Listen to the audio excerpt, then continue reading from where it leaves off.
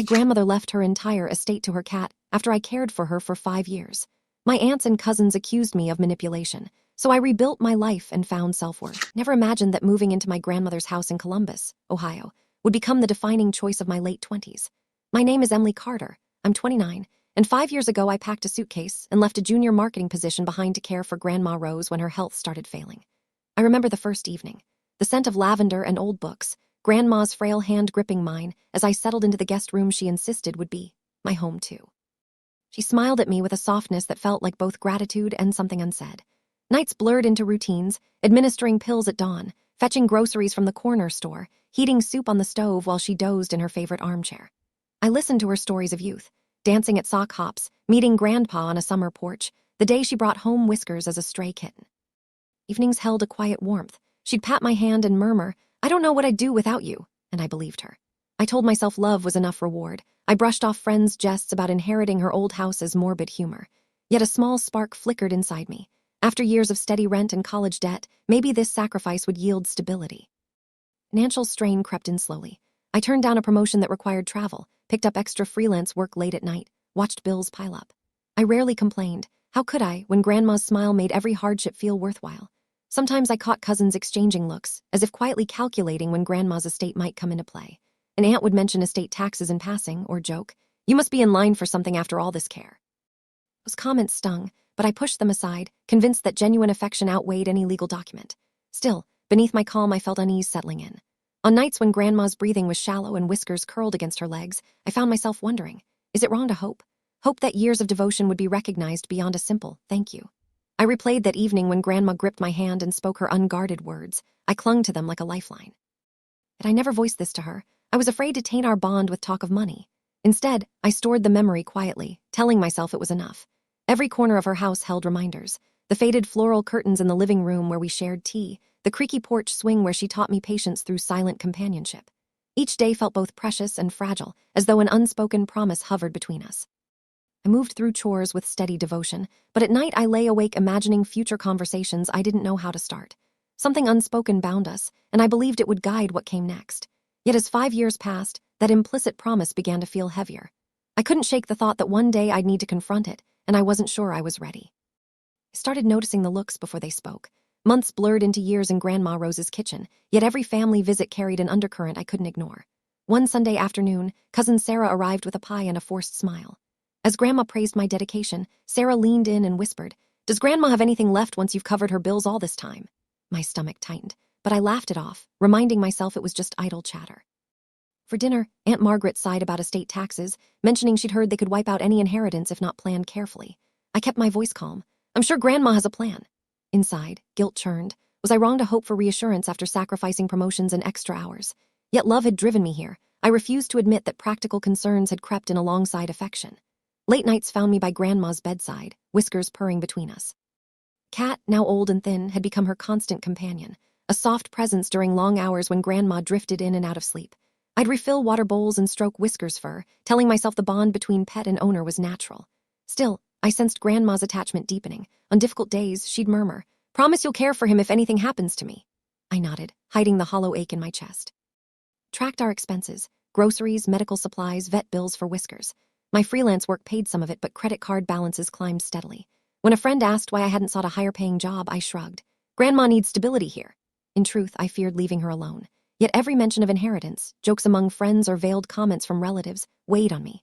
Was it selfish to hope for some reward after years of devotion, or ungrateful to think that? One afternoon, while organizing paperwork, I found a family group chat thread where siblings fretted about dividing Grandma's assets. I hesitated over the screen, heart thudding. They assumed they'd split something substantial. I closed the phone and told Grandma I'd handle bills. She smiled, but I wondered if she sensed the tension beneath my tone. I tried to focus on the present, her frail laughter over a TV show, Whiskers' gentle meow when I brought snacks. Those moments felt sacred, yet the looming question of what's next shadowed them. I attempted to bring it up once, framing it gently. "Grandma, have you thought about your wishes? I want to respect whatever you decide." She looked away, eyes misting. "I just want Whiskers safe." Her words lingered. Was she deflecting to spare me pain, or was her loyalty truly with the cat? The thought stung more than I expected. I changed the subject, pretending concern for vet appointments. Deep down, I feared pressing further. Was I betraying her trust by seeking clarity? That night, I lay awake listening to the house creak. Whiskers slept at the foot of the bed. I pictured future mornings without Grandma's soft greetings, without her stories. The unease settled like a weight. I loved her fiercely, but the implicit promise I once held felt shaky. Family expectations loomed, Grandma's bond with Whiskers grew more pronounced, and my silent hopes felt risky to acknowledge. As I drifted toward uneasy sleep, I replayed past conversations, searching for clues in Grandma's tone or glance. Something shifted inside me. I could no longer ignore the whispers or my own conflicted heart. Tomorrow I would try again to broach her wishes, but the fear of what I might discover made my chest tight. The shadows of expectation lengthened, and I wasn't sure I was prepared for the truth. I never thought a birthday barbecue could unsettle me so deeply. At Aunt Lisa's backyard in suburban Columbus, the smell of charcoal and sweet tea filled the air, but a casual joke landed like a stone in my chest. Cousin Mark waved his phone, showing a mock-will template he'd whipped up for laughs. Who gets Grandma's vintage quilt? Who takes her china? Who's left holding Whiskers? Laughter circled the picnic table, and I forced a smile, joining in even though my throat tightened. Inside, a knot formed. Was I really prepared for what Grandma might decide? Later, while clearing plates, I tried to dismiss it as harmless fun. Conversations drifted to work and weather, but my mind replayed Mark's words. That evening, I texted Grandma. "Hey, thinking about your wishes, just want to make sure I respect what you want." She replied with a short emoji and "too early for that talk, dear." Deflection felt gentle yet final, as if she was hiding something from me or shielding me from discomfort. A few nights later, I found her in the living room, Whiskers perched on her lap. I sat beside her, heart hammering. "Grandma, I know it's hard, but can we talk about what matters to you? About the house, the cat, everything." She brushed my hand, eyes misting. "I'm afraid of being a burden, and Whiskers, he's my little heir." The words landed like a blow. I swallowed, forcing calm. "I understand how much he means to you. Maybe we can set up care for him and still figure out other things." She averted her gaze, silent. That silence felt heavier than any answer. I wanted to press, but fear of hurting her kept me hesitant. Instead, I nodded and stroked Whiskers' fur, pretending we discussed nothing important. At night, I dreamed of empty rooms and the cat roaming alone, and of family fights erupting over an unexpected decision. I woke gasping, convinced something was wrong but unable to pinpoint what. Over the next days, I watched Grandma's routines. How she tightened her grip on Whiskers' collar when I suggested vet visits, how she lingered on memories of the kitten she rescued decades ago. I researched pet trusts quietly, wondering if that was her plan. Each click on legal articles made my stomach churn. Could a cat really inherit an estate? The thought felt absurd and horrifying. I scrolled Reddit threads about caring for elders and inheritance dilemmas, reading stories of betrayal and relief in equal measure. Some urged transparency, others warned of concealed wishes. My fingers hovered over a post draft, trembling. Should I share my fears anonymously and seek advice? But would that betray Grandma's trust? One evening, Grandma asked me to read a letter she'd started writing but never finished. It mentioned Whiskers and gratitude for care but stopped abruptly. I realized I was grasping at fragments, searching for clarity that wasn't there. My reflection in the window showed a woman torn between love and dread. I lay awake again, haunted by Grandma's words and that barbecue joke. The suspicion I'd brushed aside now refused to be silent. Was her loyalty truly with the cat? And if so, what did that mean for me? I closed my eyes, knowing the question would only deepen until I faced it, and I wasn't sure I could handle the answer. Questions sat between us like a fragile vase I was too afraid to touch. I found Grandma Rose in the living room one afternoon, Whiskers nestled on her lap, sunlight filtering through lace curtains. My heart pounded as I tried again. "Grandma, I worry about the future, about Whiskers and the house and everything you've entrusted me with." Her fingers tightened on the cat's fur. She looked at me with a mix of love and sorrow.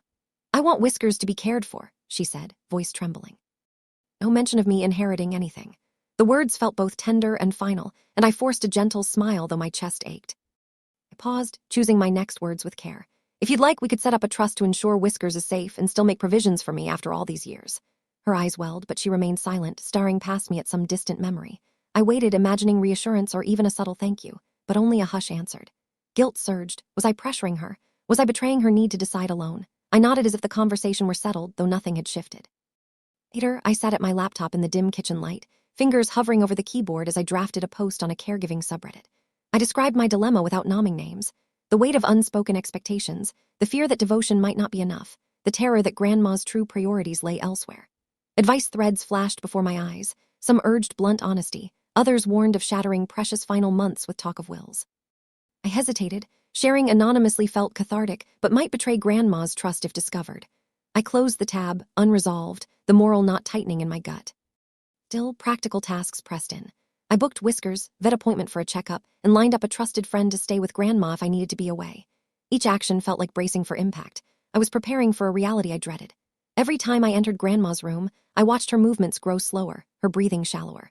I caught myself imagining empty rooms and whispered arguments among relatives, and the image made my stomach twist. Yet I couldn't abandon these preparations. Love demanded I care for Whiskers no matter what. At night, I lingered by Grandma's door, listening to the house's familiar creaks. I replayed our conversation in my mind, her words about Whiskers, her silence on everything else. I wondered if pressing further would betray her or if staying silent would betray myself. The clock ticked louder as I realized time was slipping away, and I still didn't have the clarity I needed.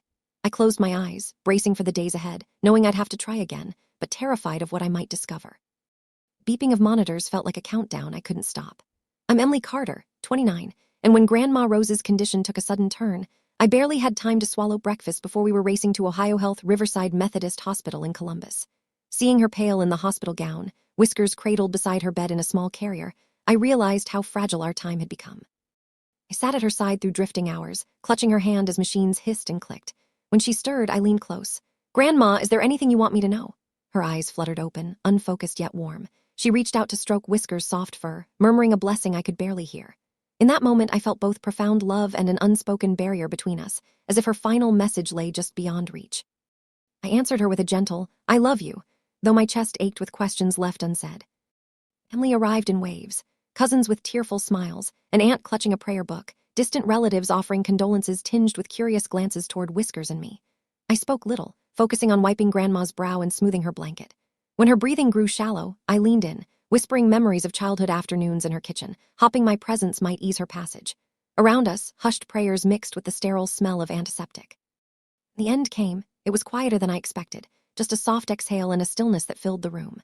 Tears blurred my vision as I closed her eyes and arranged her hand over Whiskers' favorite knitted blanket. The nurse offered gentle words. I nodded, aware that grief felt numbing yet raw. After relatives drifted away, I lingered alone in Grandma's room, the empty spaces echoing with memories. The rocking chair where she taught me patience, the bookshelf of dog-eared novels we once discussed. At home later, I walked through her room, touching familiar objects. The faded quilt draped over the bed, the porcelain figurines on the dresser, stacks of handwritten letters she'd saved. In a drawer, I found an old photograph. Young Grandma Rose crouched in a sunlit yard, Whiskers as a tiny kitten in her arms, both faces bright with hope. My breath caught. This image hinted at a lifelong bond I'd long admired, yet now felt bittersweet. I pressed the photo to my chest, tears falling as I realized how deeply the cat had shaped her life. I steeled myself for the will readings scheduled in days. Dread and a flicker of hope tangled in my gut. Did that photograph foreshadow Grandma's priorities, or was there more she hadn't shared? As I packed her belongings, I set aside the picture along with a worn recipe card she'd given me years ago. Holding these fragments of her life, I acknowledged that love and sacrifice aren't always repaid as we expect. At night, I placed Whiskers' carrier in the corner, listening to the cat's soft purrs echoing through the empty house. My hands trembled as I drafted a mental script for the attorney's office. Brace for shock, stay calm, speak the truth if accused of influence. Yet beneath preparation lay a deeper question. Would understanding Grandma's final wishes bring closure or deepen the wound? I closed the bedroom door, heart pounding, aware that the next moment, the will reading, could shift everything I believed about love, loyalty, and what I deserve. My world shattered the moment the lawyer cleared his throat and unfolded the will. I'm Emily Carter, and here I am in a modest conference room at a Columbus law firm, surrounded by relatives whose polite condolences taste like ash. The lawyer's gaze flicked to me as he began. Rose Carter's last will and testament. My heart pounded so loud I could hear it over the soft hum of the air conditioner. Read with measured calm, every asset, house, savings, personal belongings, placed into a pet trust for Whiskers, with Emily Carter named only as a salaried caregiver to ensure the cat's well-being. My chest tightened. Whiskers sat in a carrier beside me, oblivious to the tension, his ears twitching at every syllable. I fought the urge to stand and shout, but words caught in my throat as betrayal flooded through me. Relatives gasped and shifted in their seats. Aunt Margaret's lips parted in outrage. She did what? Cousin Sarah's eyes darted to me, accusing. You must have influenced her. I felt a hot sting of tears but forced calm, shaking my head. Grandma made her own choices. The lawyer explained the legal mechanics, a caretaker stipend, a reserve for food, medical care, and a trustee to oversee expenses. Language felt surreal, an entire lifetime of devotion reduced to a note in legal terms, with no mention of me as heir.